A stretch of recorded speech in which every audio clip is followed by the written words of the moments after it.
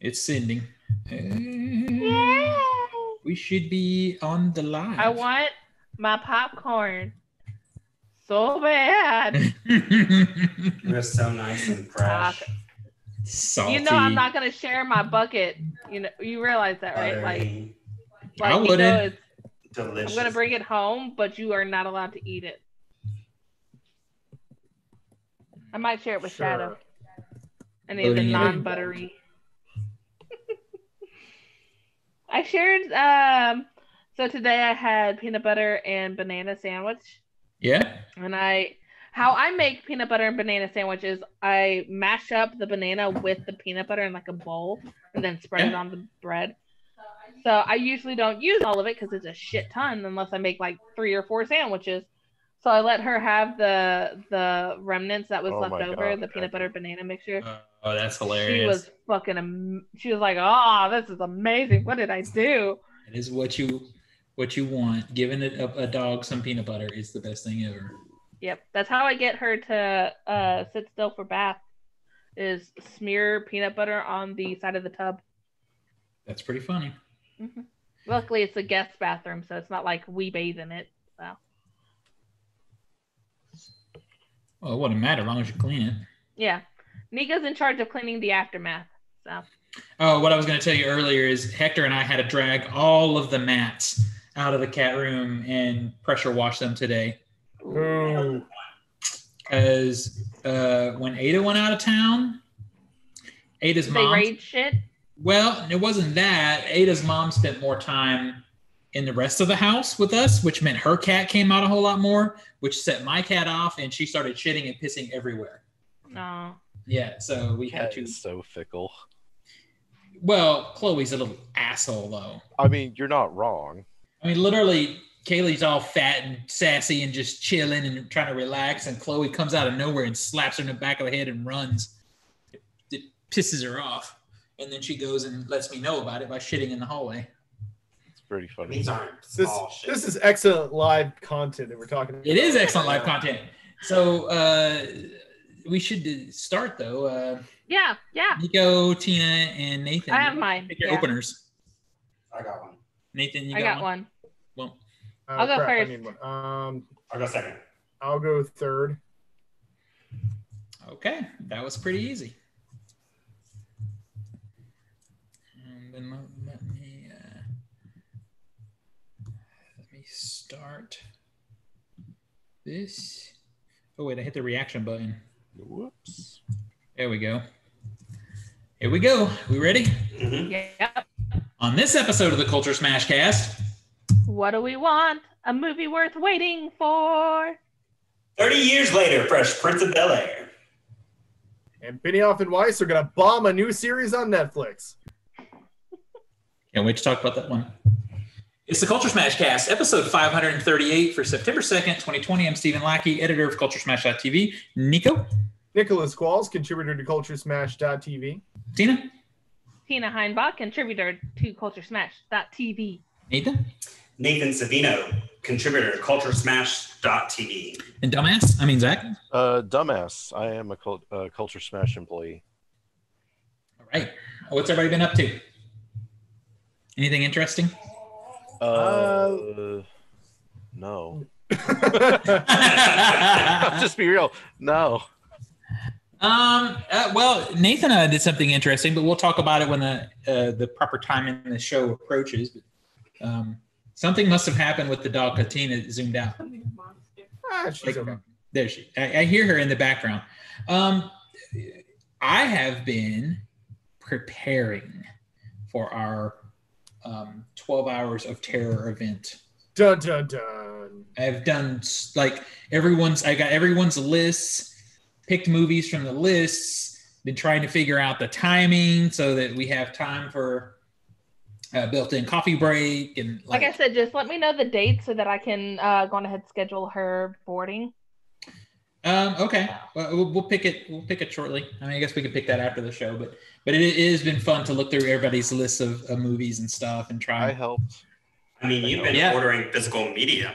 I bought something. Yeah. Nathan was here when I received a package, and I'm like, you can't see it because it's for the 12 hours of terror night. Oh, That's that's a secret. that was the thing too. Is it's like, you know, I have $70 in local used store credit. I was like, oh, if I need to buy something, I can go out and get that. Yeah, no, I think we're good. I think we have everything. I guess I can't talk about taking a trip on the pirate ship too much.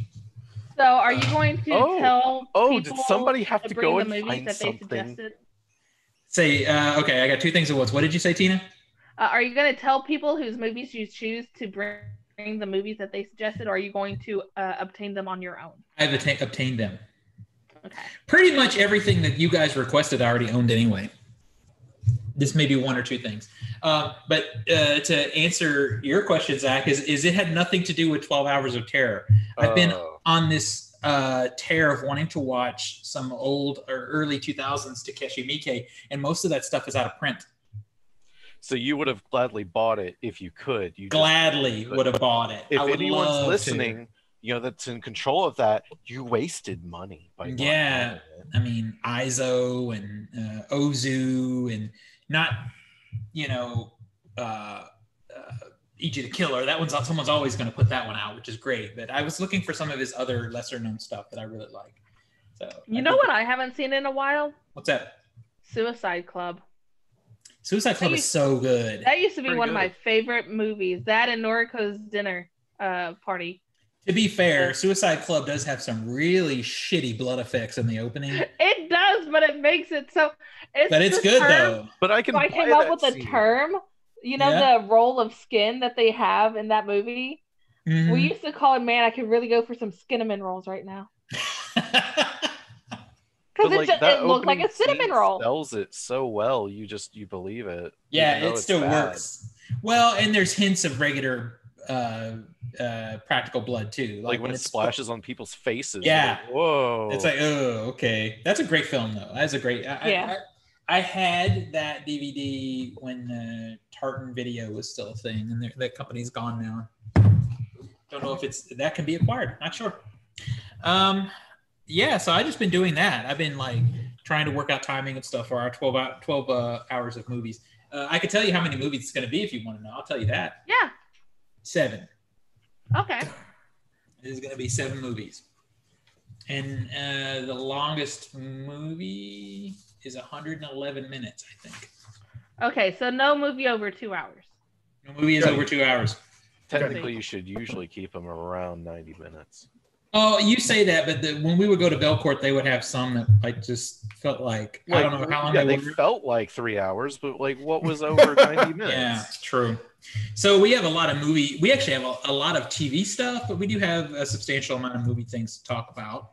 So before we get there, I added something new that I don't usually put in here to the box office because I thought it was very interesting conversation, and I'll bring it up as we go down the box office list. Number 10 was The Tax Collector. It made another $69,000. And you see I added this extra number here. This is the number how many tickets? No, that's the number of venues. Okay. That's the number is it number of theater screens or theaters? I believe it's theaters because it doesn't say screens in the breakdown. It just says theaters. Well, question, because I know The Tax Collector is available for streaming right now too. Yeah. Does that include part of the number of 63? Oh yeah, totally. They count every house it's in. No, but I mean like platform. No, I think it's just box office. Yeah, this is just theatrical box office. Just says theater venues. Yeah, there's a different list for VOD, I think, but that's a Nielsen list. This is a box office mojo. So yeah, it's a separate thing. So it's made $942,000 so far. It's almost made $1 million, which honestly is probably what it would have made any other time.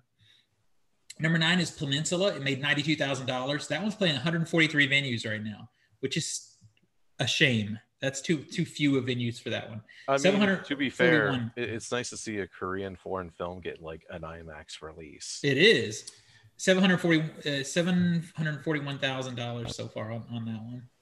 Well, let me ask you this too: does drive-ins count? Drive-ins count. Okay. Yes. Yeah, drive-ins count. It's a live screening venue, so it does count. Yeah. Number 8 is the 800. Also, I believe this theater list counts like museum screenings too. So if it has the museum that has a theater in it, then that counts too. The 800, I don't know what that is. It's new this week though. It's a movie, Steven. Yeah. Are you sure? Yeah. You sure? Okay. Okay. It made 111,000. I don't know the venue list on that one though.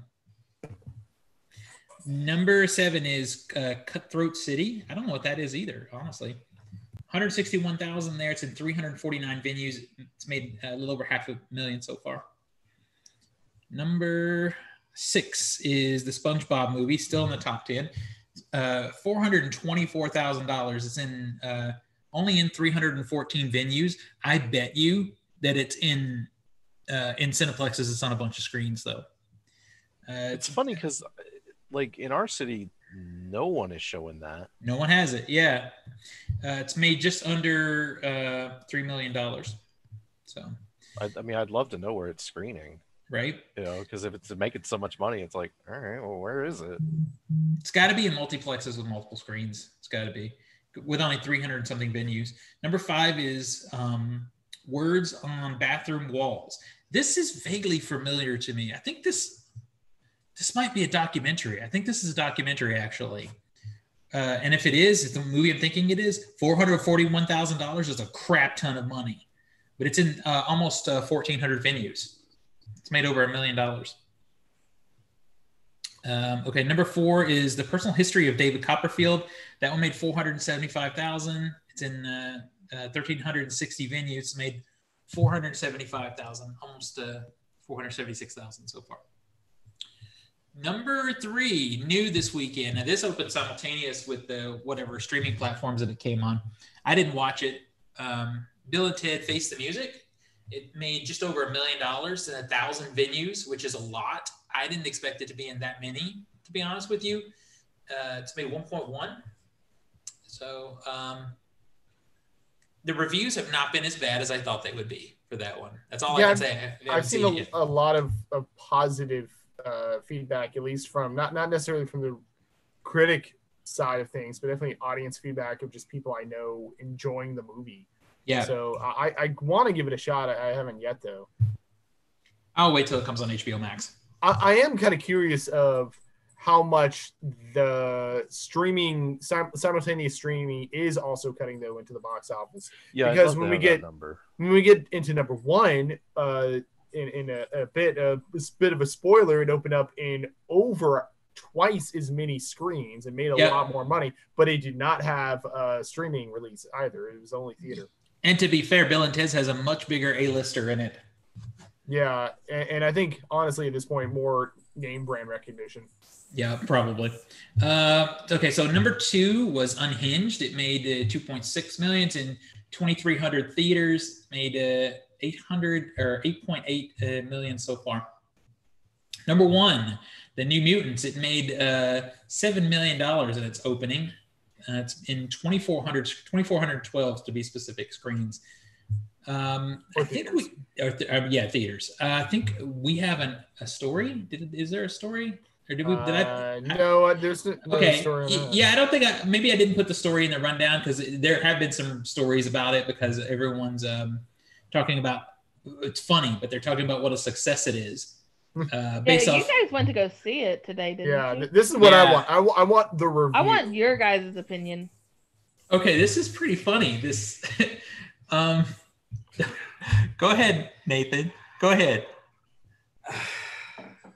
There it is. Oh, That's boy. the review. Oh boy!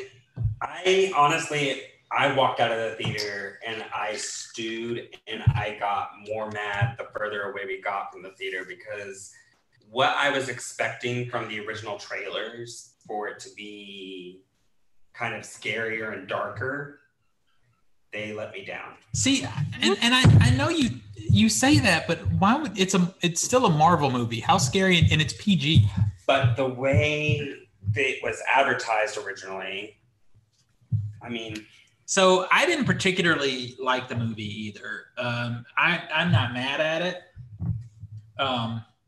It's interesting to watch as sort of a student of film, because if you are somebody who watches films in that way, you can see every shot that was done in the second round of shooting. Apparently, there quote unquote were no reshoots. See, I don't believe that to be true because tonally, this movie jumps all over the place. They try to do some shitty kind of Blumhouse horror here and there. They do, like the really shitty, like PG Blumhouse stuff, and then they go back into sort of the Runaways, kind of this teen superhero thing. There was parts that it felt like it was like a sci-fi original movie, and then the character development was all over the place. They focused on people that the story wasn't really posted. So, what's her name? The girl who isn't Split. That was in Split. You know what I'm talking about? The main girl from Split. She's in this. She plays Ileana in this. Anna Joy Taylor.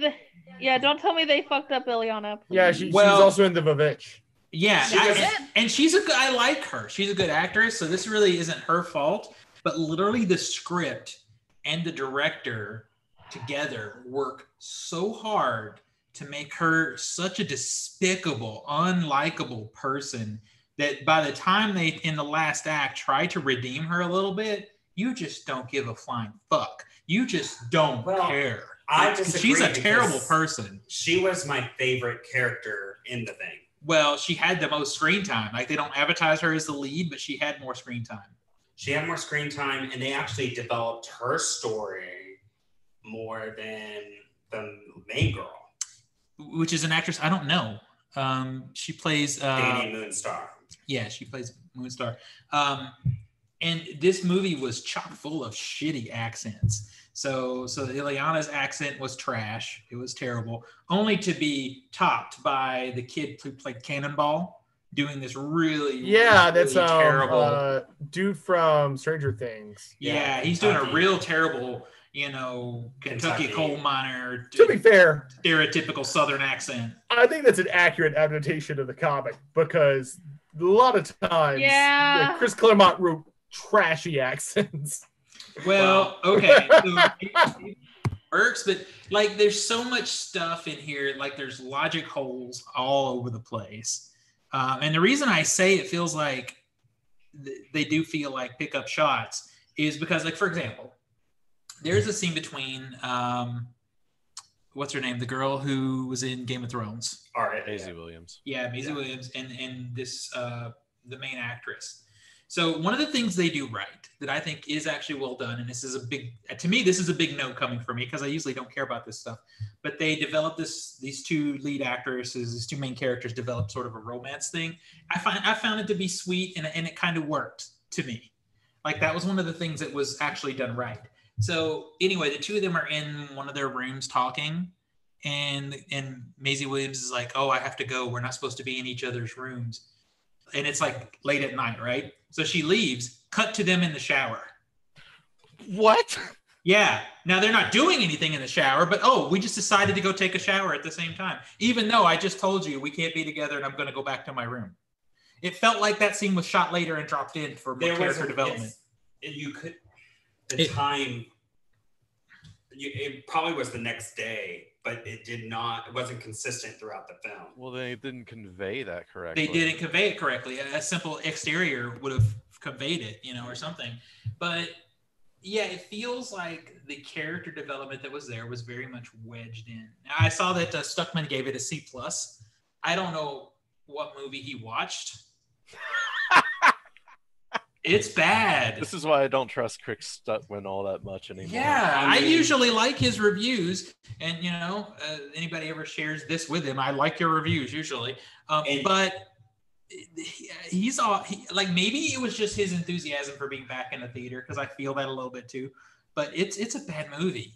It's bad. Well, you know how easy I am on films, but Hector is super easy on films. Hector went with us, and his comment was, "It wasn't that bad." It wasn't that bad. Usually, that's a bad review from Hector. It is. Yeah. It really, if it's not that bad from Hector, don't go see it. There are moments you're watching this movie and you know that the cast is pretty good, that these people could actually act in a better movie, And there are moments you can see where this could have been a cool idea. It was executed wrong. It was. And you know what? Okay, can I just say something? Can I just say something? can't I guess so. It's your podcast. It is your podcast. I mean, about this movie, it's kind of a mild spoiler, but it's very mild. Is it bad? Does anyone care? No. No. Okay, so this is not even okay. So the main actress, there's a doctor, right, who is like supposedly quote treating them or whatever. Well, they're in a facility, but we never see an orderly. We never see another person. Only this one person, this one doctor in a building full of mutants who's supposed to be controlling them, right? So that isn't even what's worse. What's worse is she keeps talking about her boss. She's like superior. She's like, my superior wants this, and he says that he's doing this to help you and all this stuff. Well, I have found out as they never show him, other than notes on a computer screen that come to her. So I kept thinking, well, okay, we're gonna see him in a post-credit scene. Well, there was a post-credit scene that's not there because Disney had it removed because it hinted at future movies. So they got rid. So you never see him. God. You never know who my he is God. ever. Not even in a post-credit scene. Yeah, I was wondering. That was actually my question. I was going to follow up with is: does this movie really set up for future iterations that we know aren't going to happen? Because it could. now, Even without the post-credit scene, it could, but it won't. It could, but you would need more major character development. For sure. But it does leave space where they could have done additional films or something like that. So let me ask the big question. Yeah. Which is worse, Dark Phoenix or We had this discussion. Okay. We are on opposite sides of the fence on this one. I say Dark Phoenix is better. Wrong. This is No. better. And the only reason I think this is better is because during this, I did see glimmers of something that could have been good. Dark Phoenix is a disaster for me from beginning to end. I haven't. Just a steaming pile of shit. Yeah. I haven't even seen this movie, but I'm positive Dark Phoenix is worse. Yeah. I haven't seen Dark either, Phoenix so is the worst X-Men No. movie. It's worse than the first Dark Phoenix movie. Yeah, it's worse than X2 and I didn't X3. like Dark Phoenix. I hated Dark Phoenix. Yeah. I hate this worse. See, I don't know. Something about this just tweaked you because I feel like if you sit down and watch this movie, you could see. See, I could Because- watch Dark Phoenix again. I cannot watch this again. I will never watch. I have no reason whatsoever to No. watch Dark And Phoenix I only again. say this because I do feel like. And I have a habit of watching shitty movies just because I want to, and I have no. I could tell you. I'll tell you right now one thing that Nathan's not mentioning. He's mad because there is a gay relationship in this movie with more than one makeout scene, but it is between two girls, and the guy he thought was cute was straight as an arrow. Okay, He's so straight, mad. but he was really cute. And also, like he literally had the power of busting into flames. So I was like, he's a flamer, And he wasn't. And then He's so mad. there's a scene where his clothes burn off, but they conveniently put wood in front of him, and I'm It's like, drop PG. the wood. Well, he has a case of the not gays. right. And Oh my God, he could burn me so hard. this is the influence of it. And his Anyway, lights- it's okay. So just real quick, if I'm gonna number score it, it's a 3 out of 10, I got hot. maybe 2.5, 2.5. I 3 out got of 10. really hot. Yeah, you sure did. So as long as Nathan watches it muted, he's probably going to be okay. Yeah. So I have really enjoyed Maisie Williams' Twitter posts in regards to this film. God, you could tell she fucking hates it. Well, but what I love is when people post and they tag her and say how terrible the movie's looks and how all this stuff, and she's like, "Oh, if it's that bad, then you probably should see it, right?" So Yeah. that kind of stuff is making me laugh. And Good for her. Good for her. Her character and her acting, I liked. She's endearing. She's fun to watch. I like pretty much any role that I've seen Maisie Williams do, including her Doctor Who role. I really enjoy. Yeah. So, Yeah. And she's and not, she seems like a fun person, just herself. So. And you know what? She's the only one in this movie with a good accent. Yeah. Just saying. All right, let's But before that, Yep. before the actual movie, we saw two previews for Black Widow. Yeah, we did. Actually, they did show 2 trailers. Who? Trailer? Yeah. Were they back to back? Jesus No, Christ. they were split by a couple, but They were split by Tenet. Yeah, Were you having like a stroke where you were like, this is it. I must be having. No, this is No, what they were different. Yeah, this is what I think happened is Regal Cinemas has switched from Coke to Pepsi, which is I'm glad I don't drink soda anymore because fuck that. But Regal, how can you betray me? Right? Well, the manager there told Rude. us. He told us everybody's pissed. Is what the manager said. But I think the first because this is the South. Exactly. This is Coke country. It is. But I love Pepsi. It's Coke and cocaine, okay? You're right. So, Pepsi. but to the point that what I think the first trailer I think was a Pepsi sponsored thing, and then the second one was just in the reel because the second trailer was the new one that they've been showing for a while. Oh. Did either of them give dates?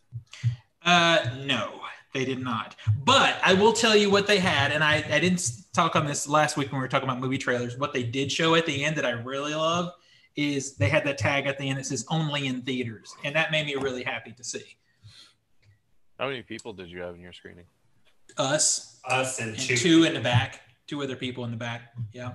Okay. Yeah, and it was cool because we had our tickets before the 2 people, and they chose to buy about as far back as they could go from us. So that was cool. You know, that's the way to be. And then they stayed in their seats until we left. I noticed. Did you notice that they didn't get up until we left the theater?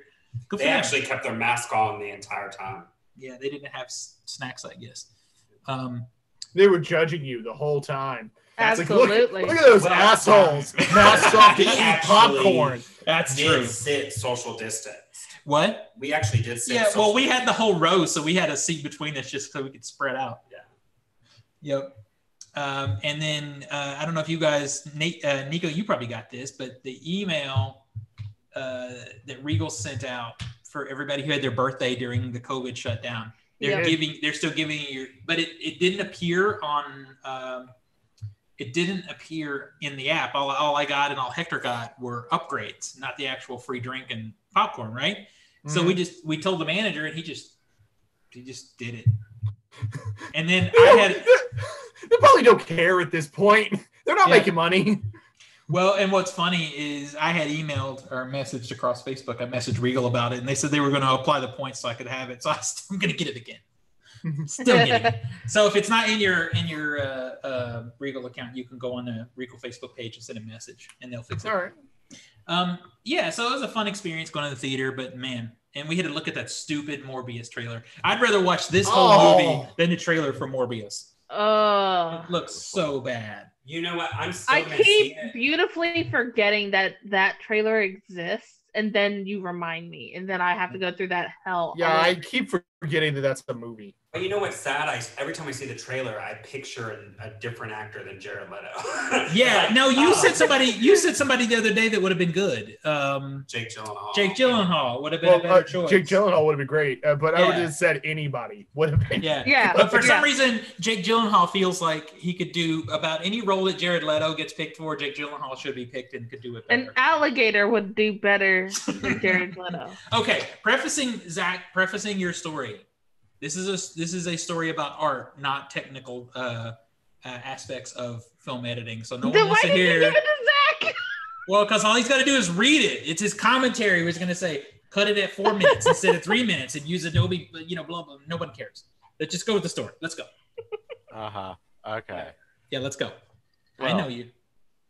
While visiting James and Roger Deakins' Team Deakins podcast this month, Steve McQueen and Denis Villeneuve, longtime editor Joe Walker, was asked to name the one thing he dislikes most about the editing he sees nowadays. Side note, have you listened to that podcast for more than like 25 minutes? It's impossible. It's so dry. It's very informative, but yeah, it's worse than NPR dry. Yeah.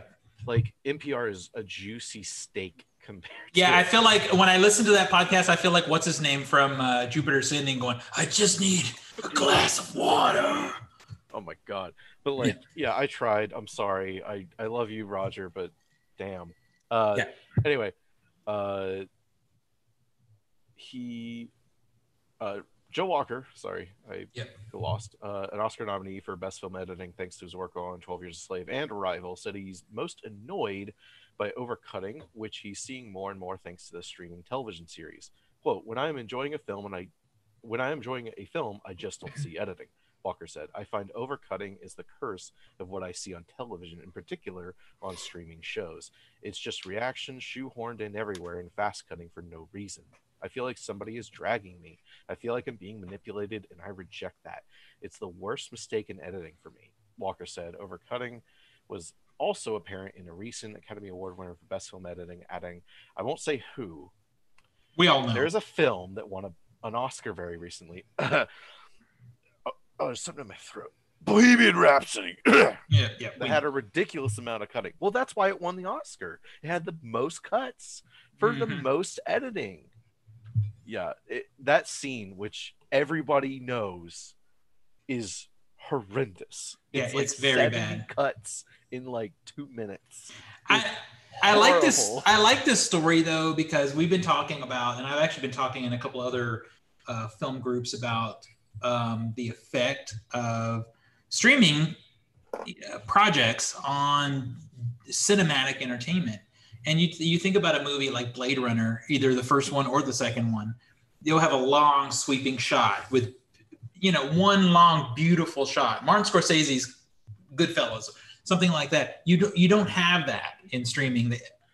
He's saying it's a lack of ability, but I also think it's a tool used to cover up budget.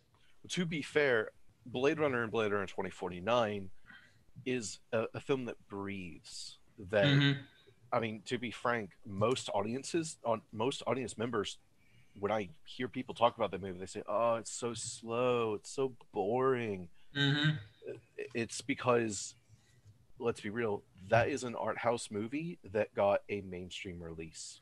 But I mean, even like you think of a classic movie like Lawrence of Arabia, where there's like a singular shot that everybody knows. 3 minutes, and it's incredible. And you're seeing 1,000 people charge a city on horses, and it's unlike anything I've ever seen in my life. Would the normal audience member really know to look for? Okay, a good audience will notice good editing. Okay, no, I think that's an elitist answer. But the real answer, though, is they wouldn't necessarily know why it felt expensive. That would be the reaction. This feels so expensive. And it would be because of this long sweeping shot. They wouldn't realize it was because of the editing, because good editing doesn't make it apparent to an audience member. See, because I don't even notice. When I watch a movie, I don't even notice that, I don't think. Well, you wouldn't notice it and know that it's specific editing. It's an emotional tool that gets used in good filmmaking to make you feel something, make you see something, but you don't really know why. But that's also the point. I mean, that's what Walker says. Like, you don't know good editing when you see it. That's the point. You're not supposed to see the editing. Yeah. I mean, so and to go into the streaming aspect and the shows as well. I mean, when Daredevil came out, and then again with multiple seasons of Daredevil, but then again with The Haunting of Hill House, I would talk with people who aren't you guys. I actually have friends. You do? And at least one of us does. My favorite scene was for Daredevil, that hallway scene. Like, well, why was it your favorite scene? It's like, it was amazing. It's like, it was so intense. Yeah. Because they did it all, like, it was one continuous shot. Just like with that Haunting of Hill House, I think it was episode 5 or 6, that one long stream, which it did have edits, but you could hardly tell. It took me like 3 or 4 times watching that episode to figure out where those edits were. And that just reaction of, that's my favorite scene, talking to other people, that's my favorite scene, and them not really knowing how to explain it, they subconsciously would be able to pick up on that. So my favorite example of this is you could see this most apparent in Walking Dead season 1 versus Walking Dead season 2 going forward. Absolutely. Because season 1 was done by a filmmaker. Season 2 was done by TV people. And you can look, and they have these long, like that shot of Rick going into Atlanta on horseback that goes forever, and it's breathes and beautiful time. And then season 2 comes along, and it's cheap CGI, and it's cut to it's one of the reasons I dropped after season 2, season 3. It's like, I'm glad you brought that as an example, because now I see what you guys are talking about. Yeah, I mean, I think that's the best one I can give. Another example would be like the not Jamie, but the Hound and Brienne fight in Game of Thrones, how it's just fucking horribly edited, cuts everywhere, and it's done directly to hide the bad choreography and the fact that these people don't know what they're doing, so they're creating it up on the fly. It's obvious that's what's going on. So it's also kind of like the original Halloween, right? Yeah, with that long sidewalk shot. That's my favorite. One of my favorite shots of all time. Shot, the one that lasts like. So another example that I like to give, and I would give this to students a lot of times, is shitty cinema, which is let's say Bad Boys. So in Bad Boys, when you see Will Smith get out of his car, it's not car pulls up, cut, car door opens, cut. Will Smith stands up, cut. What it is car pulls into shot, rack focuses off the headlight, camera spins around beautifully, lets you see everything in the background, and then he pops up out of the car in one take.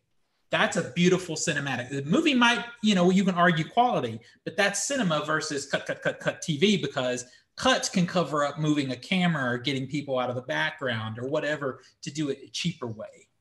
And that's I loved this article, and I love what Deakins and the editor says about it, because it really is something that I think over time people are going to start to realize. But it's like you said, you would have to realize it emotionally. You might not understand that it's editing.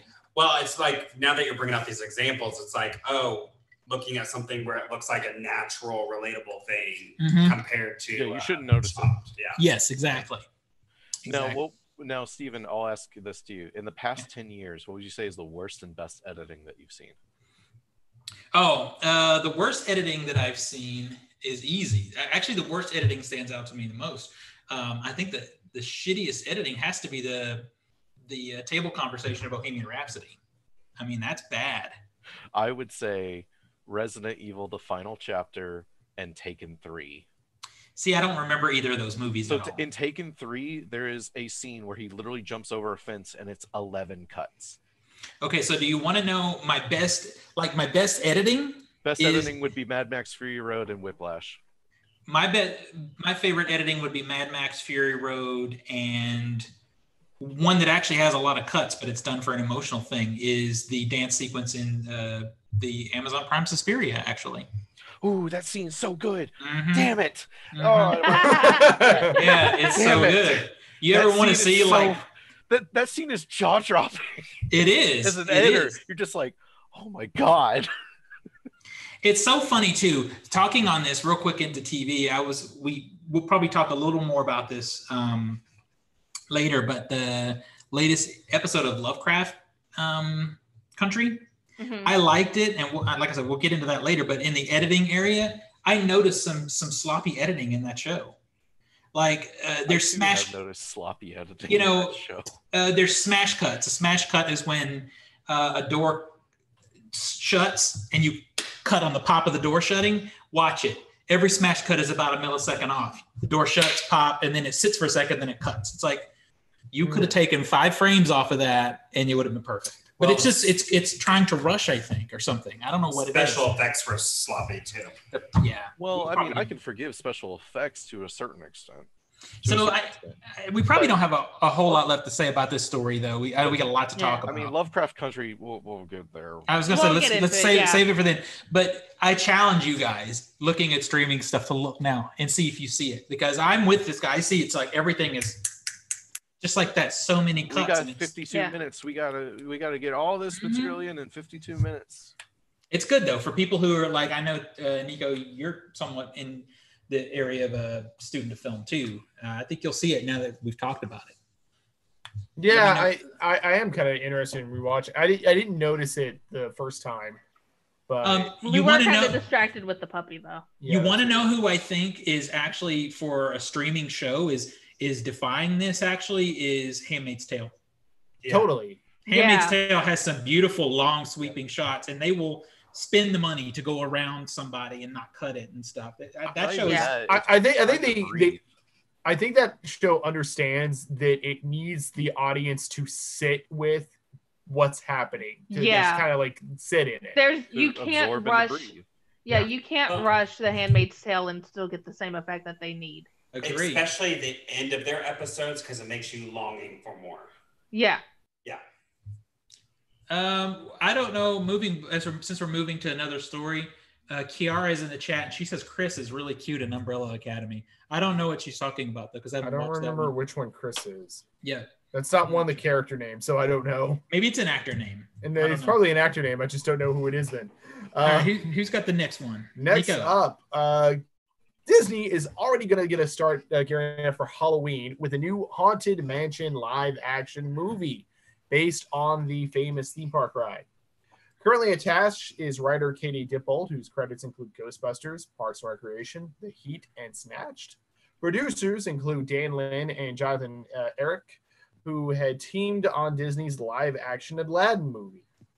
Disney's already made one Haunted Mansion movie in 2003, so 17 years ago. Yeah, didn't that have like Eddie Murphy or something? Eddie Murphy in it. This movie, I have it. Into seeing it. Most likely not connected with the new one. And it does have it. We have seen it recently. That movie grossed $182 million worldwide on a $90 million budget. And of course, Disney saw even better luck adapting Pirates of the Caribbean, also a ride with 5 of its movies, all starring Johnny Depp, grossing $1.5 billion domestically, $3.07 billion internationally. Less successful in 2002, they did Country Bears, based on another ride that bombed. But wow, I didn't know that. Yeah, they're also trying with another bad. Movie. Delayed release thanks to COVID, but coming out next July is Jungle Cruise, starring Dwayne Johnson and Emily Blunt. I like the cast though. I like Emily Blunt. You want to know a fun fact? Is it actually fun? Yeah, that was my question. So Disney was actually looking to possibly make a Space Mountain movie, and because Tomorrowland bombed, they scrapped it. So all y'all motherfuckers that didn't see Tomorrowland, you have yourselves to blame for no. Still haven't watched it. Yeah, I saw Tomorrowland, but I heard it's bad though. It's just not good. But it could have been out of the ashes of that. Okay, shit, so would have had Space Mountain. Going to the Umbrella Academy comment. Axel plays the Swede who survives. I thought she said Chris. Chris. Yeah, Chris. Sorry. That's the only person named Chris in that cast. So I'm taking it it's the same one. Oh, okay. And plays I actually replied back to her and asked her if it was an actor name. But anyway. To this subject, though, I think a goofy kind of like Addams Family-ish kind of silly, like Haunted Mansion movie would be kind of fun. But if you I notice, would love it if they actually do like The Bride, like Constance Hatchaway, or like the Tightrope Walker. Like I want those characters. We never got those characters. Yeah, and they weren't in the original one. No, they weren't in the movie. We had Madame Leota and the Hitchhiking Ghost. The vague reference to the Hitchhiking Ghost and Master Gracie, who, if you're in the Walt Disney World ride, I don't know about Disneyland, but if you're in the Walt Disney World regular line, not the Fast Pass line, because you don't see shit in the Fast Pass line. But that sucks. I hate that part. He's like in one of those like little, like fun little alcoves. Yeah. Yeah, that's the interesting Master thing Gracie about No Morning by his request. Yeah. Yeah. That's the interesting thing about that one in particular is it's got a really cool interactive queue that you skip if you go through Fast Pass. But of course that means you're inside the air conditioning quicker. Oh, there's that. I don't know, but you got that awning though. So at least you're not in direct sunlight. So I honestly would say go through the regular line. Well, the only time we went through the regular line though was when it was midnight. I say that with any ride though. You should always go through the regular line the first time. I like I don't know if some of it we didn't have a choice. Like when we first got into Magic Kingdom, Elizabeth dragged us to Space Mountain because she just got a Fast Pass. But back to the movie, I don't know if they're going to do tongue in cheek because we look at their track record of movies recently with Pirates of the Caribbean. That's not tongue in cheek. That's a straight up adventure. It's got humor in it because of it's got a shit ton of humor in it. Yeah. But they have a straight up comedy writer tied to it, even though she only has one good credit of the one they list. Yeah, I will say I think I agree. It's comedy is what she has to it, but I I will say not what their I'll track record probably is. feel more confident after I see Jungle Cruise whether or not that goes well or not. Mm-hmm. I think Jungle Cruise is going to go well. Jungle Cruise, I like the cast of Jungle Cruise. I think the movie doesn't look good, though. I think Jungle Cruise is going to go well. I don't think it's going to be telling, because if they do go more tongue-in-cheek, there's really no theme on how the stories, how the genre of this movie is going to be, other than it's based on a theme park. But I'm almost wondering who's going to helm this. Is it going to be like Tim Burton doing the haunted? Oh God, no! Please no. But that's a good point. We don't have a director yet, so we don't know what directions go in that way. Jungle Cruise does look more like the Pirates of the Caribbean route of this action adventure movie with comedy sprinkled in.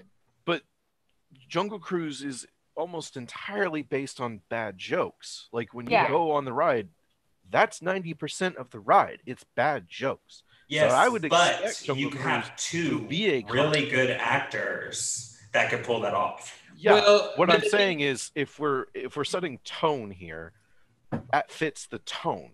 Haunted Mansion is not a comedy. No, I mean, hell, one of the first things that they introduce you to is the silhouette of a man hanging himself. No, it is a body of a man hating himself. You literally see him like swinging. Kate Dippold, I'm sorry, this movie's fucked because you have a comedy writer that is going to make a comedy. I'm sorry. I hate to say it. Watch it.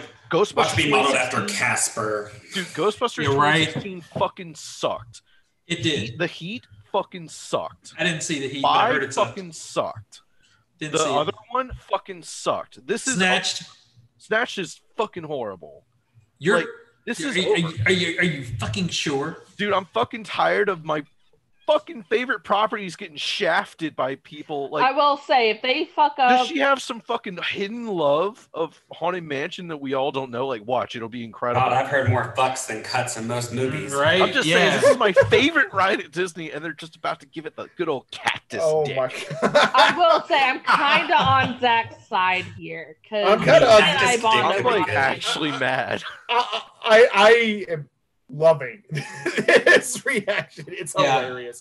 I don't know how they're gonna do it again. I don't think they're gonna do an actual kind of family horror movie as in the way that the ride is, because the ride, as we said, it's not really comedic. It has these darker elements, but it's still family friendly. And I don't know if they are going to be able to strike that balance in the. I think they will try. I think they'll try. Fail. I just don't know how well they'll do it. The problem is writers don't. I mean, I don't want to say writers don't matter. Writers do matter. What matters more is directors. True. Because the directors can just rip apart or make incredibly better what is in the written script. So you know what? You're absolutely right, and that's why Disney, a mega corporation conglomerate, is going to absolutely let the director have final cut. You know, Disney, they're always looking for those auteurs to take it. Well, you know, this has been my issue with Disney anyway in the last handful of years compared to like Warner Brothers. This is going to be the most Warner Brothers has a lot of holds a lot of honor and like pride and love in their franchises, where Disney just looks at cotton candy most of the time nowadays. It's a quick buck, and I hate that. I hate that. Well, I'm not gonna shoot on it yet because you're not gonna shoot on it. Yeah. Well, thank God, because we're not doing. Disney put out the fucking live action remake of Lion King. Okay, like they don't give a shit.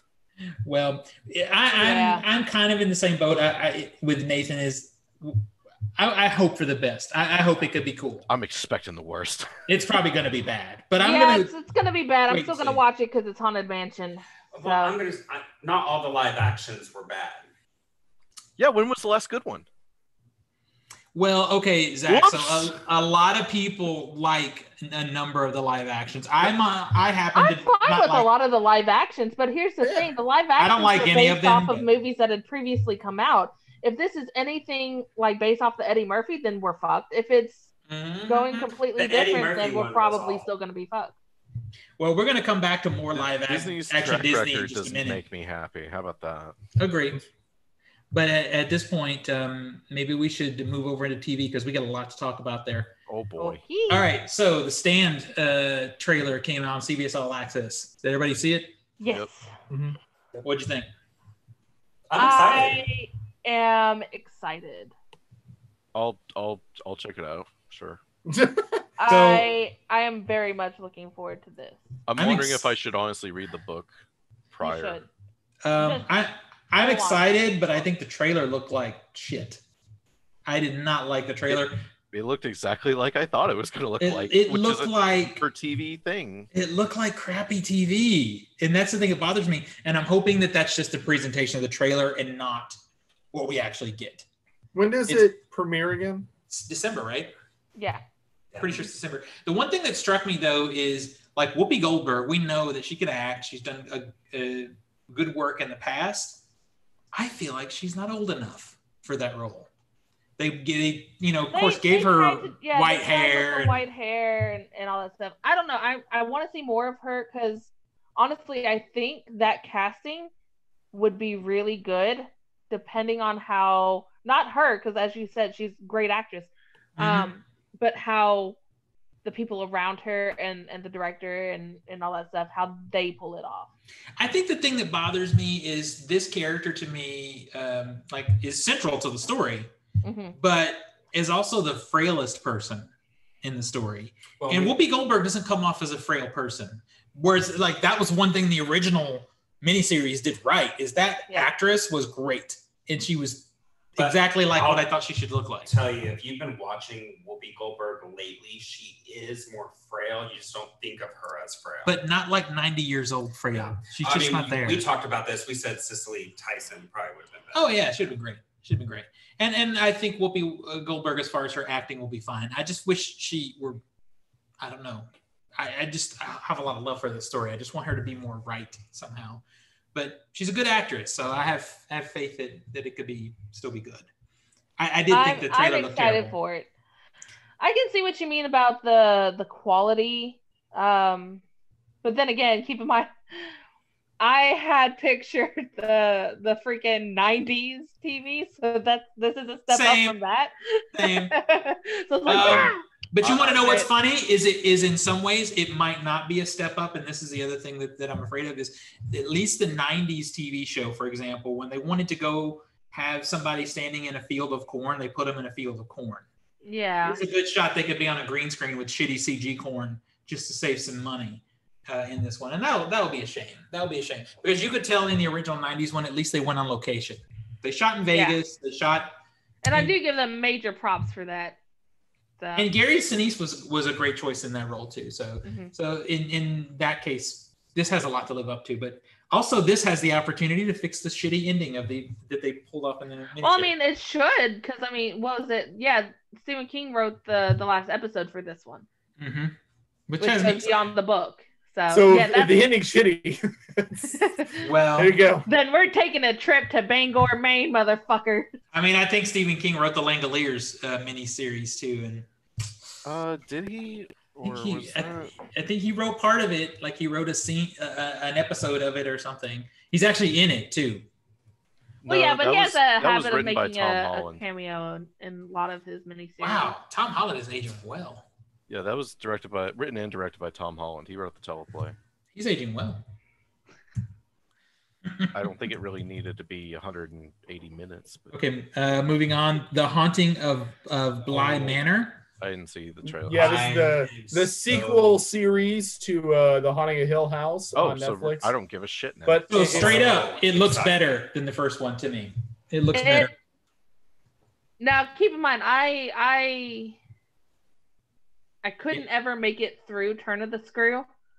Yeah. Which, I mean, I was able to read Shirley Jackson's Haunting of Hill House many times. So I'm not quite sure how the book ends. Even though it's like not even 100 pages, I can't get through it. It's just, I hate his writing. But I read it in college, like 15 years ago. I think this one looks better. Oh, you can definitely story-wise. Yeah, the story-wise, I think it intrigues me more, especially with that ending scene with the little girl and something's behind her, and you think, oh, this is going to scare the little girl. But no, the little girl just turns around and kind of tells it to shut up. Like, I think it looks better on a production value set. Definitely on that. They- Definitely they- on that. It's better. Because the first one did so well, they're able to put more resources behind Yeah. it and put more time in cutting the trailer. So I think Mm-hmm. in that respect, from what I recall in Turning of the Screw, because like I said, it's been like over a decade since I read it. Although I did watch that especially shitty The Turning earlier this year. That's If a I piece had of garbage. known that was going to be one of my last movies in theaters for a while, I would have seen something different. I think I did tell you how much I hated it. It was But awful. yeah, we didn't know. But it is Could be bad. worse. But no, it's Could like be cats. I don't know. I think I would have been more entertained with how bad Cats is. Probably. But- I would have been more You say entertained that. with the non-patched version of You say that, but now you only have one drink of alcohol. All right, let him. What's the thought? What were you saying? I don't know if I'll care about the story as much, just because of what I recall of the Turning of the Screw story versus the Haunting of Hill House story. Mhm. But there's also the fact that the Haunting of Hill House, the show, is a radically different story than what the actual book is. Yeah. So and what the book in previous incarnations are. So I'm really fascinated to see what they're going to do with the Turning of the Screw story. Is it going to be just like a modern retelling of the story, or is it we're going to just turn it on its head like we did the last thing, which is what I hope. Yeah, I hope that's what it is too. Yeah. Now, so wait, this is like we were talking. Nathan and I were talking about this. This is like an American Horror Story thing where it's the same cast but playing different. Some of the same parts. cast is coming back four in cast it. members return. Yeah. But yeah. Woman who played Nell, the man who played Luke, the woman who played Theo, and the man who played young Hugh Crane. Mm-hmm. Cool. E.T.'s Elliot. Well, and the girl that plays Nell was the standout for the Haunting of Hill House for me. So I'm super excited to see her in this. So I feel really like I need to give the Haunting of Hill House another go, because I feel that I had an issue with the Haunting of Hill House, the same that I had with Game of Thrones for a long time, is the way that show, that miniseries, or I guess it's a miniseries because it's only one story or whatever, but the way it was produced, like color palette and the way they, all the things, the character creation things, the way they did makeup and the way people looked and stuff. Literally, I would get people mixed up. Like I'm watching, I'm like, wait, is this the other girl? Wait, who is this? Oh, you confused the sisters. I did, and I'm like, I'm done. 3 episodes in, I was like, all right, I'm out. He's out. I also attribute that. Yeah, because I couldn't keep up with who the fuck was who. They all looked the same. But I also attributed that to them actually looking like siblings. So well, and that's fine too. But that whole show was bathed in blue, like a Rob Zombie music video. And it was just hard for me. Season, yeah, but yeah, I would say try to get to episode 5. Try to get to episode 5 because that's Nell's episode. Nell's episode is what really sets everything off. Yeah, but there's only 10, right? There's only 10, so I gotta watch 50% of it before it gets good. I like the first 50%, but I think it's Luke's episode. Luke's episode, which is episode 4, is also really fucking creepy. But Nell's episode is what really brings it all together and gets the ball rolling into like the really shit-tastic. I think it's good. But the episode she's referencing is definitely a high watermark of the show. Okay. It's like, yeah, I really got episode into 5 it and 6 are the 2 pinnacle of the show. Into 3. Wait, what did you say? Episode 2 into 3 is where I got into it. See, I was still out of it at 3. I was like, I don't know who the fuck anybody is. I'm out. But I'm going to give it another go. I'll give it another go because literally everybody that's completed it likes it. So, and some trusted people like the ones in here. So plus, if you get to episode 6, you'll see the scene that I was mentioning earlier, where you can tell the edit it wasn't a single continuous shot, but it was edited very well. So, yeah, and see now I really want to see the scene. Yeah. Well, since you're going, Tina, you have a story. I have breaking news if y'all would like to hear that. You have what? I have actual breaking news. What? Dwayne Johnson confirms he and his entire family test positive for COVID-19. That's a shame. Yep, that's all I got. Yeah, I feel bad for that. But they got money. They got money. They'll get treated. Don't die. Yeah, don't. Please. He just has to stop working out. He has to not work out, because I've seen that where people like athletes struggle the worst because they work out with it. So. Yeah. Because it ruins their lungs. Mm-hmm. Yeah. One of our friends who has it, like, he was an avid runner and he can't even walk to his mailbox without getting winded. It's a thing. All right, Tina. All right. Disney's Mulan will become available to all Disney Plus subscribers in December. The live-action remake of Disney's 1998 animated classic has had a continuously shifting release date thanks to the coronavirus. The film had its premiere on March 9th and was originally set to have its wide release on March 27th. However, with the closure of movie theaters around the world, the film was delayed first to July and then again to August before Disney removed it from their release schedule altogether. Disney then announced Mulan will be available for purchase on Disney Plus starting on September 4th. The film would also release theatrically in markets where cinemas are allowed to operate and where Disney Plus isn't available. The film will cost $30 on the streaming platform, but it would be a permanent purchase and not a rental. There was widespread speculation on when the film would be available for free on Disney Plus, and based on the release of films like Star Wars, Rise of Skywalker, and Frozen 2, it was a safe assumption that Disney Plus wouldn't see a free version of Mulan on the streaming platform until mid-2021, but that doesn't seem to be the case. According to the pre-order page for the movie Mulan, it will be released for all Disney Plus subscribers on December 4th for free. This news marks the fastest that a major film has gone from its theatrical release to being streamed for free on Disney Plus, with only 3 months between the two. Now, while the announcement of Mulan's direct-to-Disney Plus release has been good for Disney stock, the reception from both fans and theater owners has been mixed. With movie theaters already being one of the hardest-hit businesses during the pandemic, theater owners have been particularly upset by Disney's release plans for Mulan.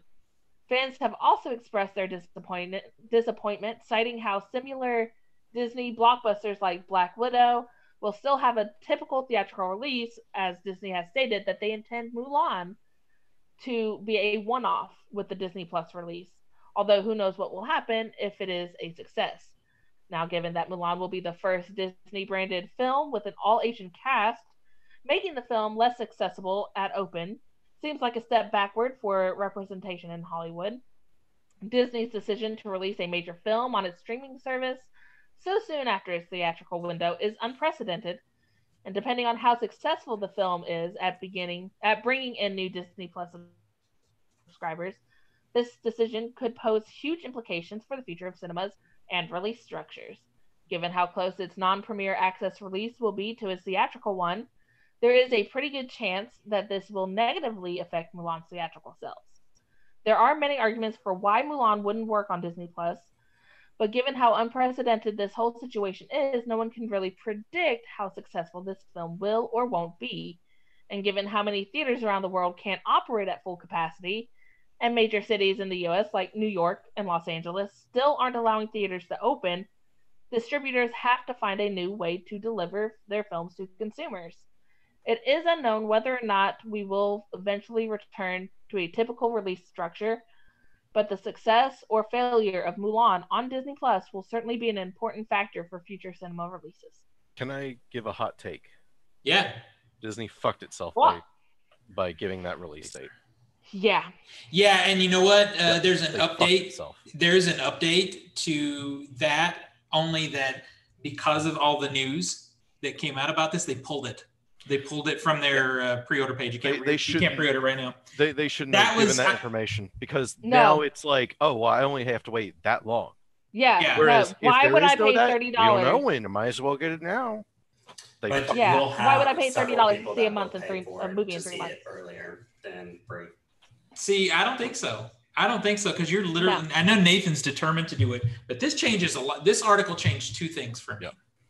Number one, if I only have to wait just barely 2 months, 2.5 months, not even 2.5 months to see it for free, that's done. But what this article also brought to my attention is the movie will still be theatrically released in areas where theaters are running. If it hits theaters here in the city, I'm going to go. Yeah. I'm going to go show my support. Honestly, another thing that it did for me is I can't take Disney Plus seriously anymore when it has that, oh, buy the movie for $30, you know, it's going to be this hot movie, and then it's like, oh, 3 months later I can watch it for free. Why? And see, I feel like if I'm Disney not going wanted to take to you do, seriously. yeah, if Disney wanted this to be a thing, to do simultaneous release or something, so they have a premium option that you can just buy a movie early.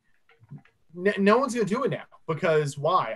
I'm going to see a standard Disney Plus subscriber and not buy any premium purchases, because you're just going to release it later on the regular. Literally in less than 2 months later. Yeah. But the thing is, and this, I actually disagree with what Zach said, in that they shouldn't have released this date. My thing is if they didn't release that date and they pulled the rug out from under me 2 months after I spent $30, I would have canceled my subscription. Yeah, I would have canceled it. You would have been pissed, but this is. I would rather you tell me that time thing. Yeah, tell me this now so I know, and I can they'll make an fool honest you decision. once, and then they're not going to do it again. But by doing this, they're not going to get the fool. Nathan's getting fired up. I'm not getting fired up, because I'm one of those people, and I know several other diehard Disney people that are going to spend the $30 to see it September 4th, knowing that it's also going to be a permanent purchase. And if down the line they decide to remove it from the platform. How is it a permanent purchase? It's Disney Plus. That's what it said. Nothing's a permanent purchase unless you buy it physically. Yes. Yeah, that's true. So let's take unless Disney out of they this. somehow, unless they somehow when I digitally buy. Well, no, what he's saying. What he's saying is by spending the $30, you have what they have said is you get unlimited access to the movie, as long as you have it. And this is my confusion. You paid $30 and you bought the movie, so you have unlimited access to the movie from the day you buy it moving forward. But once it hits Disney Plus 2 months later, you have unlimited access to it moving forward. But you don't have unlimited access because Disney Plus, they've been pulling stuff on and off. Yeah, but the thing is also is if you spend an example where it's their property. But if I'm spending the $30 and I'm guaranteed to have that movie, I don't. Like when I have. Yeah, I don't think they would pull it. But like when I have Redbox, you have a good. If this was New Mutants, hang on, Zach. Hang on. One at a time. When I buy a Redbox movie digitally, I've had movies in there for the last 4 or 5 years that I know aren't going anywhere, but have gone off Redbox. What happened to Nico? What happened to Tina? We just lost them. Hopefully they come back. If this was New Mutants, I think you'd have a good argument that you might lose it because that is 20th Century Fox. But this is Disney. But there are Disney content that's coming off and off. Example. I mean, I've seen it. It's been TV shows. Well, but it hasn't been Disney. Has it been $250 million movies? Like Disney Plus stuff that has come on and off. But I do think, even if you don't have an example right this second, I think they will do that because Disney has a tradition of putting shit in the vault. Yes. And the thing that they've done now, and what you got to remember on the other side, Zach, is Fox stuff is also Disney stuff now. And they have shit that's not out there or that they've pulled already. Yes, they have known to do that with Fox. But the problem is, if you buy the movie, you still need to have that Disney account access. You still have to have the Disney Plus to watch it. Yeah. Tina said they just lost internet. They're working on it. I don't know. I mean, to me, it still doesn't make sense to me. To me, having the release date, like the goal, knowing that changes it, because if I didn't know that, I might have at least contemplated or thought about giving into that pressure of, well, maybe we should, maybe I do want to see that. But now knowing there's the goal, I'm much less inclined to do that. Yeah, it was low before, but now it's like a 0. Well, here's the other thing for me is all of this goes out the freaking window for me, because if I have a chance to show my support for the movie theaters, I'm going to the theater. Yeah. I'm going to the theater. There, yeah. I would much rather see it in theaters because it's shot for the imagery. Yeah, it looks beautiful. Yeah. At least what I saw in the trailer, there's some beautiful shots in the movie. But I'm willing to pay the $30 to sit in your freaking TV room to watch it on your screen, because obviously yours is gonna be better than my dang stupid living room television. And I don't have to pay for it because this comes out this Friday, right? Yeah. Okay, it's not playing in our city anywhere. Well, and I don't blame the theaters. I don't blame the theaters for not doing it. No, I don't blame them either. I don't blame them either. I think it's gonna make more money internationally in theaters than it's gonna anywhere else. Yeah, and then there was a story, and I didn't put it in our rundown. I figure we'll talk about it more next week. That Tenet did like killer money international, more than they anticipated. If we do end up doing a viewing party for Mulan, which is, say again. I said, are we like probably going to do a viewing party for Mulan? I don't know. I'm not sure. I have to see what everything is in flux here anyway, because we're still trying to recover from Ada's trip to New Jersey. Yeah. Ada hasn't even taken off a mask since she's been home. No, I don't know what was covered with the time that Nico and I got booted out. Thanks, Comcast. Yeah. But to Nathan's point on permanently having it, realistically, the only way I could see that happening is if they teamed up with like Amazon Prime or something. Well, it is going to be library. It is going to be available through. It's going to be available through Amazon Prime. Yeah, but no, what I'm saying is, I'm sorry, if you're going to have it free on Disney Plus in a couple of months afterwards, then it's going to be readily available to anybody. Yeah, I guess that's what's the what is the difference between having it for that 2.5 months? Yeah. What's the difference between having it available, owning it, air quote owning it through Disney, and then when December hits and I just have it on Disney Plus? What's the difference at that point? It's having it 2 months early. That's the only difference. So once you hit that December deadline, that December point, there's no difference between air quote owning it and then being a Disney Plus. Now, being an early adopter of technology, I understand paying a premium for things that you really freaking want. Mm-hmm. I get it because I do it. I'm not willing to do it for this. Would I do it for a beloved Marvel property? Yes. Maybe, yes, I would. But that's what you all would. There's people out there like me that's willing to do it for the only problem is the people that are like you, that are like the super hardcores, is they've changed the movie so much people are pissed. Like there's no singing in it. The super hardcore people that I talk to are pissed off because the movie is that stuff has been taken out. But you're saying, there's, and you might be right. We're just speculating at this point, but for sure. You're saying, well, internationally, Mulan will just kill it. Well, what about New Mutants? Internationally, it's done 2 million. Well, but you're missing the significance of Mulan being an all Tenet Asian. did 50 million, but I mean that's why Crazy Rich Asians did so well. Also, I think Mulan is still a Disney movie. New Mutants is a lesser known thing, and also it has a bad reputation at this point. And I want to make it clear, I'm not at all saying Crazy Rich Asians only did 64 million worldwide. Yep. It did 174. More recently, I'm waiting for Zach to shut up. But you just compared Mulan to Crazy Rich Asians. You're expecting it to do $400 million. I'm saying the cultural significance of this film, and it's Disney's backing this film. We're talking money, not cultural significance. It may be that will factor into it. Yeah, that will definitely factor into it. But you got to look at Black Panther. There's another example of representation and how much money Black Panther made. For sure. Based off the cultural significance of it. Yeah, I think Zach is the only one who doesn't see the point of cultural significance as far as ticket sales. Well, when it comes to money, ignore that as fuck. No, but when it comes to money, you better give a fuck because that's what pulls people into the theater. Now, a lot of times, I mean, I'm definitely against Disney on this whole Mulan thing. I have been 100%, but I understand. Asian people want to see Asian people in film, and if they see an Asian person in film, they're going to buy a fucking ticket.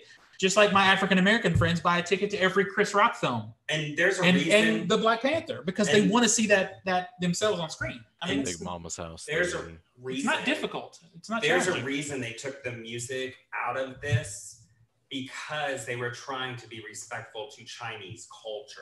Well, I was thankful. I mean, I really don't care as long as they don't make it a one. You don't care. No. I'm saying I don't care as long as they don't make it a 1-to-1 copy like Lion King, where it was like you did nothing new. This was awful.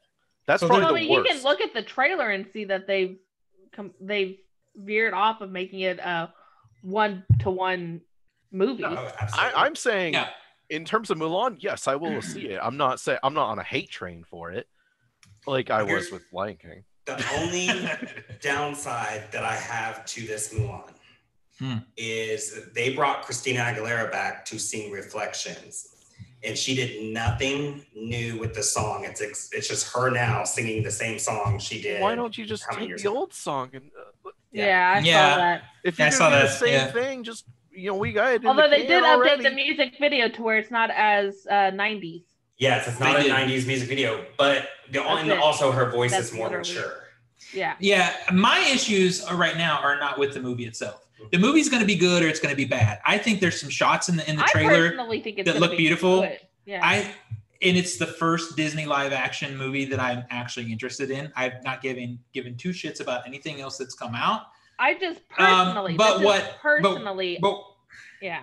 I was just going to say the distribution has been a complete disaster. It has been a mess. How are we buying? Are we getting it VOD? Are we going to the theater? Do we wait 2 months and get it for free? It seems like they don't know what the hell they're doing. I feel personally like this $30 and then 3 months later it's free is kind of a slap in the face. Mm-hmm. But I'm also want to know, is it going to be a different cut when they release in December, or is it going to But wait, this falls into something that is a soapbox issue for me. But I'm not going to do a Zach and get on the soapbox. I'm just going to say, do it. It's going to be the same cut, but if 5 years from now, and this is the version that you have of it, is you pay $30 for this digital version. 5 years from now, they decide, okay, well, times have changed, the culture is different. We've got to take 5 minutes out of this movie. They will take 5 minutes out of your version of the movie, and you won't have what you bought. That has been my issue from the beginning with Disney, is they have no problem fucking with their stuff. So right now it's going to be the same cut, but who knows? It would also be different if you were buying essentially a digital copy of the physical release. Like my point is, if what you were buying the $30 for is like you get the movie and behind the scenes and commentary and bloopers and all that stuff, you're not going to get that on Disney Plus. Exactly. Well, now wait, that's not 100% true, because I did see they are trying to do some things. You don't get the commentary type of stuff, but I did notice on some of the Marvel movies there are some featurettes. They're really short. So if it's the same thing, then I'm just going to wait 2 months. Here's the thing. For the High School Musical series, like the original that they put on, they had these little extra things at the end of episode, kind of like how you can do with HBO Max. You watch a show and there's like extra clips or stuff like that. Disney Plus started doing that with some of its content. Yeah, that's what he's talking about. That's what he's talking about. Yeah, all that stuff will probably, at least to some degree, be there. They haven't done that great of a job with it, but I did notice, like on the Avengers and some of the Marvel things, some small versions of the featurettes are up there to watch. So I mean, that stuff's there. I'm not really bothered, I guess, by the Mulan 30 because I'm not going to do it. But there's a small market that's going to do it. For sure. The hardcore. At least 1 out of 5 of this podcast is going to do it. I will say. But like we said, hang on. Like Steven, when you mentioned earlier, if it was a big ticket Marvel movie, yeah, damn straight. I would do it. I would do it if it's a Marvel movie. If I'm not going to wait. I'm going to see a Marvel movie opening night. So the market's there. I don't know if it's going to make financial sense going forward. And that's something that we're going to have to see if it does with Mulan. So if Disney wants to experiment with a very high budget, high production movie like this, it's their money. Go ahead. Disney could take a hit. You know what would be really interesting to see in comparison is, sorry, Tina, if somebody would give us numbers on Bill and Ted. How did it do? Yeah. I would love to see numbers on how it sold. Numbers would be fantastic. Yes. From anything. Now, I will say, am I going to see this movie? Heck yeah. If it was not as financially draining to pay for a wedding as it is, or if we hadn't gotten a new puppy to where we're buying stuff and vet visits and all that stuff. If I had, or if we weren't in a pandemic. Yeah, if I had the extra $30 that I could comfortably spend without being like, oh well, I could have put that for something else. Yes, I would be right there with Nathan. I'd be like, let's buy it. But right now, it just does not make sense to spend $30 when I could spend that money on something that I need or something that I need to prepare for. And you can wait 2 months and see it for free. Well, and hopefully next week we'll have more answers to how it did opening weekend. I hope you're right. I hope they do. But I doubt it. I don't feel like they're going to share it. The numbers. No. Yeah, I don't feel like they're going to share it. It'll be interesting to see, though. Okay, so in we should. regards to box office on Bill and Ted, no official numbers have been released. However, Fandango announced that despite being out for just 4 days, the film was the most popular on the service for the entire month of August. Okay, because Fandango is a VOD also. Yeah, Fandango Now, Apple TV, and then iTunes, Google Play. It's all number one. So who knows? But apparently it's popular. Yeah. Apparently. All right, Nico, I think you're next. Speaking of popularity, David Benioff and D.B. Weiss, showrunners behind the very popular and not at all controversial ended show from HBO, Game of Thrones, have found their next project on Netflix. Oh, I'm out. After striking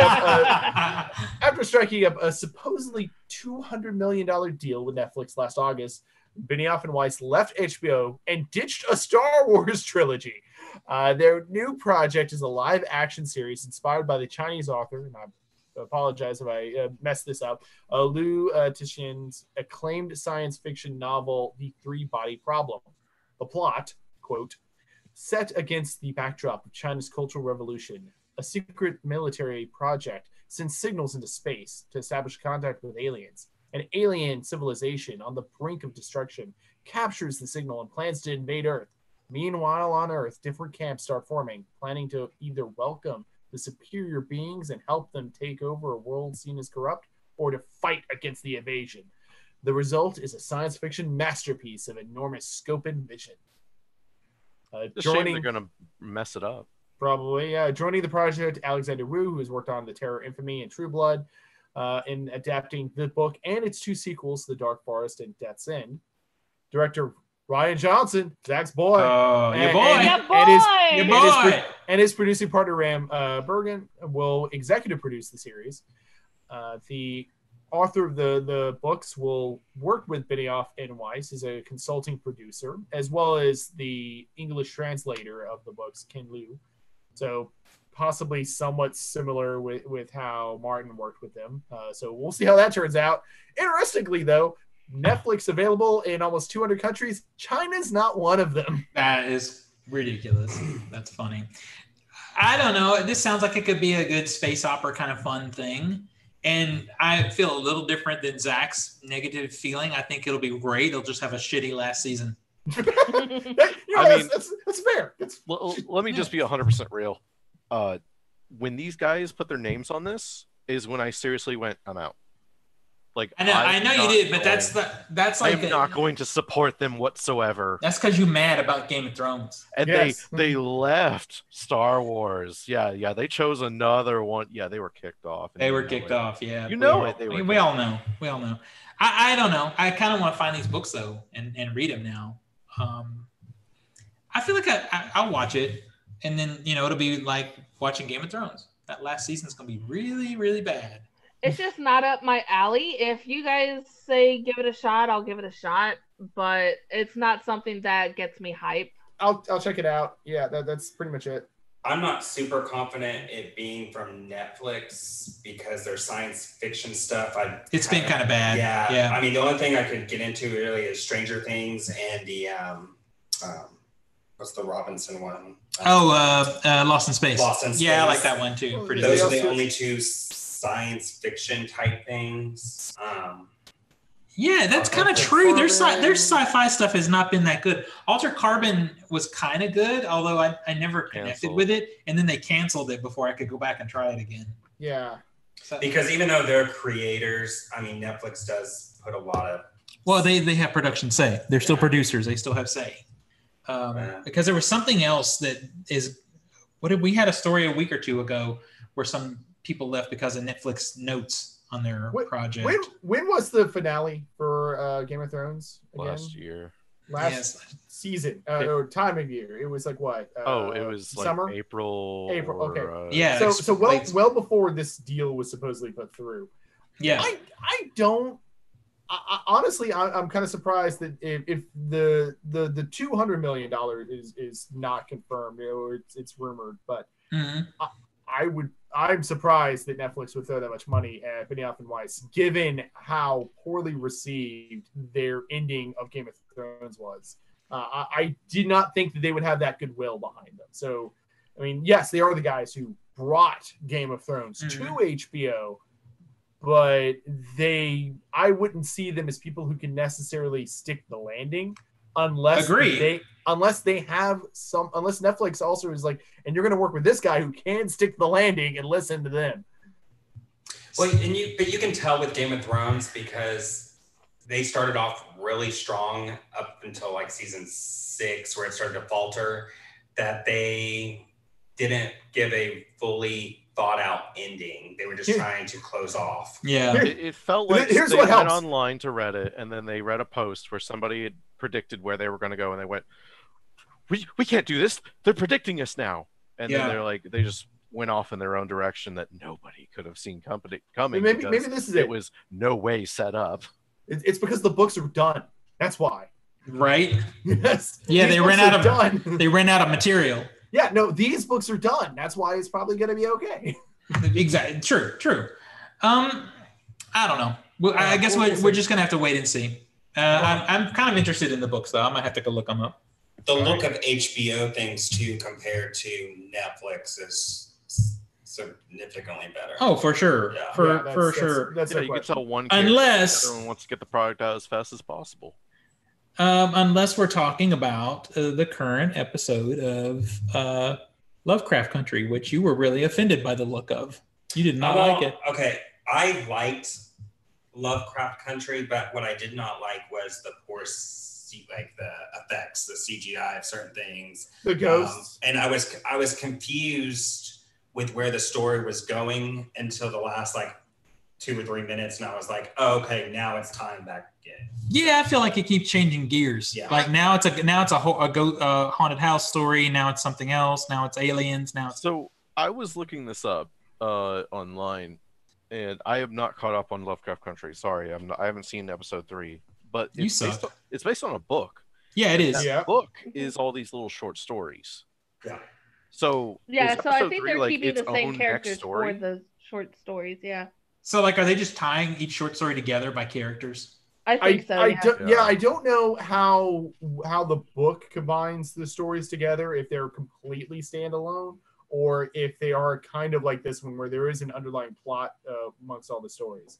I just read the first story because I was like, oh, that's like episode 1 and 2.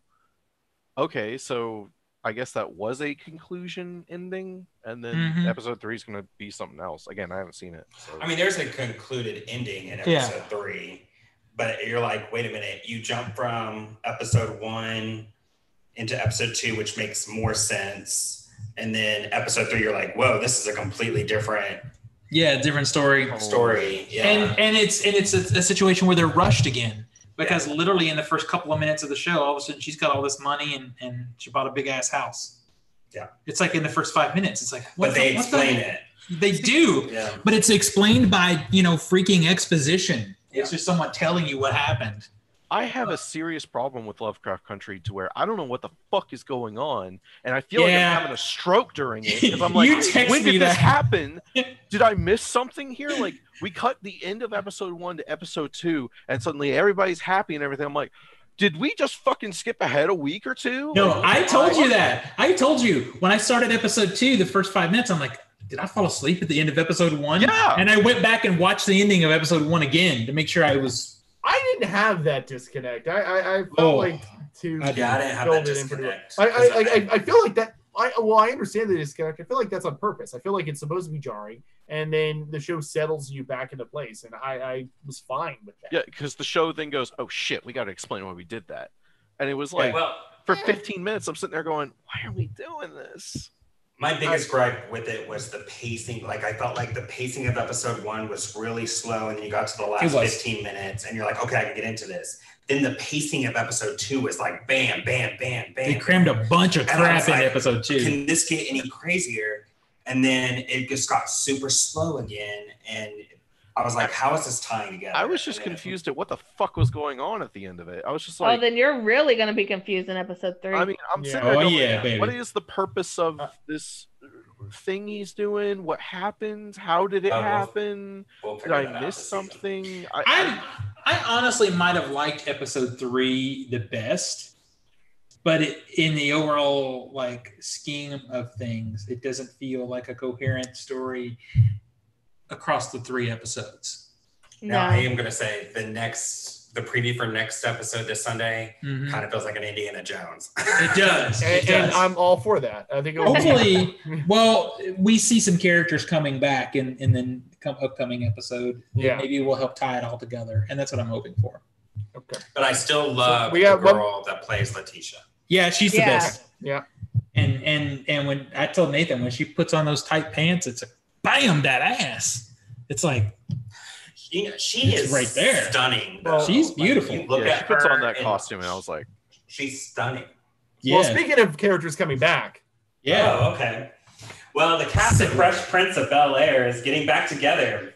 Will Smith, Tatiana Ali, Karen Parsons, Joseph Marcel, Daphne Maxwell Reid, and Alfonso Roberto are slated to reunite for a 30th anniversary special on HBO Max. This special will also include reoccurring actor and artist DJ Jazzy Jeff, as well as some unexpected surprise guests. According to the streaming platform, the unscripted special, directed by Marcus Raboy, is scheduled to tape on September 10th, the day of the sitcom's premiere on NBC, and debut around Thanksgiving. The show first premiered in 1990, and it ran for 6 seasons on NBC. The entire series is currently available to stream on HBO Max. Earlier in the year, Smith hosted a virtual reunion during which they paid tribute to the late co-star James Avery, who played Will's uncle, Philip Banks, who died at the age of 68 in 2013.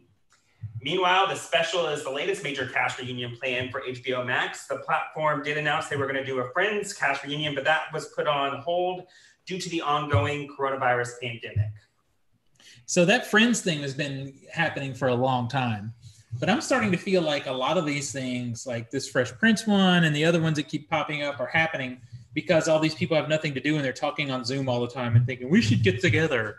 Yeah, and that's do something. Yeah. Isn't it what it feels like? About us in a long time. How can we get people to talk about us? Here's the thing, though. I think it's... Well, hang on. What? I can understand with this one if it's like a 30th anniversary. It's not like a full series revival. It's a one-time unscripted special. So it's going to be something special. Are they going to get both Aunt Viv's back? I from what I understand, I thought it was. Nico, what are you gonna say? I don't remember actor name to character name. Yeah, I'm shit with actor names. Like I remember Alfonso Ribeiro, and of course Will Smith was Will Smith. Tatiana Ali was the younger sister of the Banks set, but I don't know everyone else. And Jazzy Jeff was Jeff. Yeah. So this says unscripted. So this is not an episode. This is just like going to be all of them like getting together and having a Zoom conversation. Yeah, maybe. All right. Maybe, or they could do like a one-off, like kind of how they did with Beverly Hills 90210, and just like made fun of themselves. Or you know what would be a compromise is if they did that, like if they got on the Zoom call or whatever it is the show is going to be, but they stayed in character the whole time. On Parks and Rec or something. Yeah, that would be great. The Parks and Rec one was fantastic. Great, I loved it. Yeah. So we'll see. It's in December. It wasn't. We might be dead by then. Maybe. Yeah. It wasn't something that I actually watched. So I like Will Smith. You know. So I don't know. See, it's this, Family Matters, and Saved by the Bell that I grew up with. So it's like, okay, I'm really excited for it. Yeah. Cool. I would continuously watch Fresh Prince just so I wouldn't have to listen to my sister and her stupid friends talking every. Well, it's like the reruns. The reruns never got old. No. So. Yeah. That, and I still quote it. Like every time I see a box of Trick cereal, and I'm like, and it haunts me in my dreams. The injustice. Silly rabbit. Well, it's like even kids now today know the opening theme song. Mm-hmm. Yeah. Yeah. I feel like it's one of those things though, like where kids know it but don't really know what it's from. Yeah, it's I think true. that happens a but, lot. But it is accessible now too. It's on. I think it's on HBO Max. HBO Max. Yeah, that's what it was. It's on HBO Max. Yeah, so maybe it's getting a lot of, and maybe with them following streams, maybe the number of people watching it, it could have inspired this. So yeah, I guess we'll see. I hope they do it in character though. I would love to see that. I would love to see it in character. I'm wondering who the extra special guests are going to be. I wonder if it's going to be like, what's her name? Tyra Banks popped up for a few episodes and seasons. Like they're actually just going to have a Ouija board. That's how they're going to get Uncle Phil. God. Perfect. Well, it's like that the DC Comics thing where they were doing the Wonder Woman panel and Linda Carter just popped up in the Zoom call. That was pretty awesome. The original Wonder Woman. Yeah. All right. So if you want to buy something physical this week, good luck because some stuff's hard to find. The Goonies came out in 4K and Steelbook and a $65 gift set, which looks beautiful. Problem is, everything I've heard about the 4K transfer of the Goonies is not good. It's really dark, is what I hear.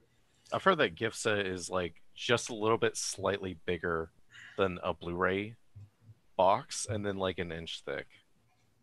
Yeah, it just kind of looks I was like expecting, like this big. It's actually like that big. Yeah, the picture looks like a big box. Yeah. It's but tiny. the apparently the Steelbook is already gone from most Best Buys. But I was gonna go after it, but I have not seen a single positive review of the 4K transfer. Everybody says it's dark. Everybody, the ones I've heard is like, it's fine, or at best, it's just fine. Yeah. Now on the flip side, Beetlejuice is also out in 4K in a gift set, and everything I've heard about the Beetlejuice 4K is its reference quality. Yeah, it's supposed to be freaking beautiful. If you like this movie, it's supposed to be stunning. Yeah, the colors super vibrant and the detail. Like they say, you can even see the lines in Michael Keaton's makeup in some scenes. Oh, really? Yeah, it's so detailed. Yeah. Nico, buy it. Well, I don't think it's that expensive. I think it's typical like $24 or something for the 4K. Nico, buy it. I bought Hocus Pocus. You buy this. $96. So that was also for you, Tina. Right. So the one I'm after this week is actually the Pitch Black 4K, which I also hear is quite beautiful. Like the specular color and stuff is supposed to be pretty stunning. Because I don't know if you guys remember, but the thing about Pitch Black that's really challenging for any home video, whether it's streaming or watching physical, is it goes from super bright to super pitch black. And this is supposed to be a really beautiful 4K, so I'm gonna pick it up. I would be excited to watch that here. Yeah, I'm gonna get it. It's an Arrow Video release, so it'll be a nice transfer.